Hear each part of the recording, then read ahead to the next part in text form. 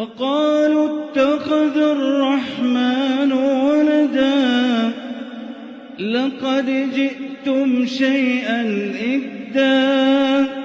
تكاد السماوات يتفطرن منه وتنشق الأرض